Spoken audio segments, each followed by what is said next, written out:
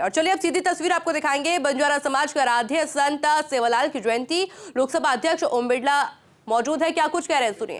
हमको प्रेरणा देता रहेगा। मुझे याद है, मैं जब भी बंजारा समाज के बीच में आता हूं, क्योंकि मैंने उनके जीवन को देखा है, उनके रहन सहन को देखा है, उनकी जिंदगियों को देखा है, और एक ऐसा समाज जिन्होंने राजाओं के राज के अंदर देश और धर्म को बचाने के लिए लड़ाई दी, जिन्होंने कभी समर्पण नहीं किया, लड़ाई में हार गए तो जंगलों में चले गए, लेकिन इस देश को बचाने के लिए, राष्ट्र को बचाने के लिए, धर्म को बचाने के लिए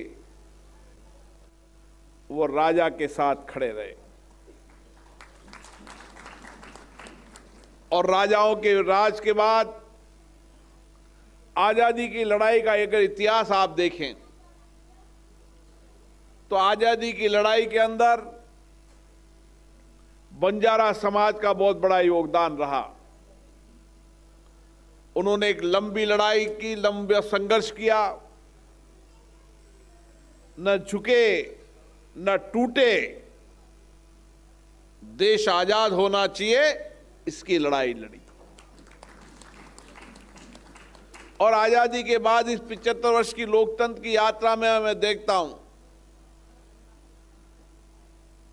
तो लोकतंत्र की यात्रा के अंदर लोकतंत्र में सक्रिय भागीदारी निभाते हुए एक अच्छा शासन आए, बेहतर शासन आए, उसके लिए बंजारा समाज हमेशा सक्रिय रहा। मुझे तो विधायक के रूप में, सांसद के रूप में, मुझे जनप्रतिनिधि बनाने में बंजारा समाज का बहुत बड़ा योगदान है। और मैं उनके टांडा में जाता हूं तो मैं देखता हूं उनका जीवन संघर्ष पर जीवन है।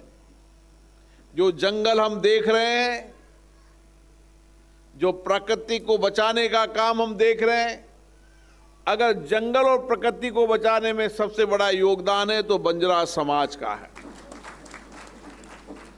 जो दूर दराज के जंगलों में रहे,